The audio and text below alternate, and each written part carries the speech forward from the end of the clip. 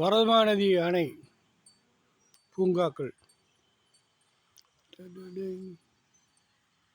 அசோக மரம், குன்றுகள் மற்றும் அணை நீர்த்தேக்க பகுதி. இதன் உயரம் ஏறக்குறைய 165 அடி.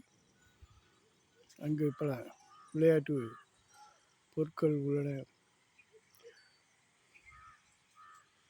பல வண்ண மலர்கள் தரும் செடிகளும் உள்ளன.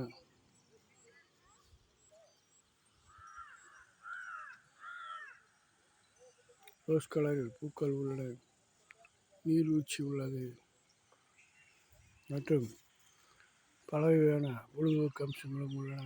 வாக்கிங் செல்லலாம், ஜம்பிங் செல்லலாம், கராத்தே பயிலலாம், சறுக்கு விளையாடலாம். குழந்தைகள் முதல் பெரியவர்கள் அனைவரும் சறுக்கு விளையாடுற அளவுக்கு இந்த சறுக்கு மிகவும் உறுதியாக உள்ளது.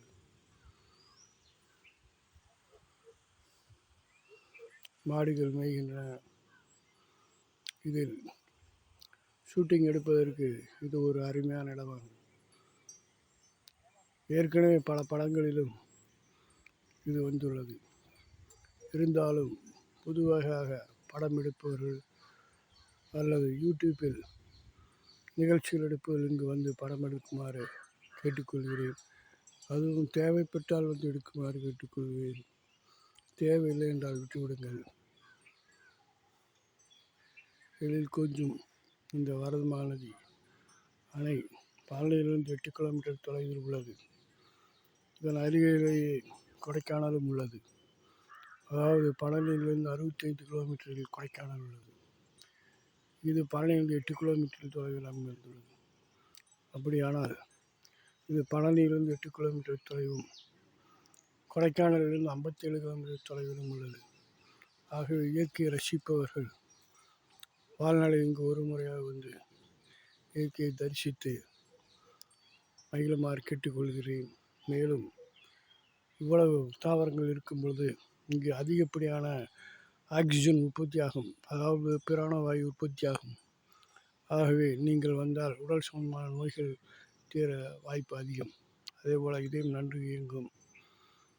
இதயத்திற்கு தேவையான ஆக்சிஜன் அதிக அளவில் இங்கு கிடைக்கும். அதேபோல் கல்லீரலும் உங்களுக்கு சுத்திகரிக்க நல்ல காற்று இருந்தால் கல்லீரல் நன்கு சுத்தமடையும்.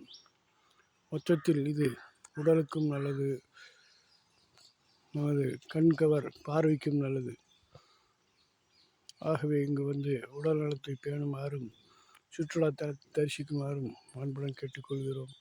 நன்றி நன்றி நன்றி, மாபெரும் நன்றி. Thank you. Like, share and subscribe.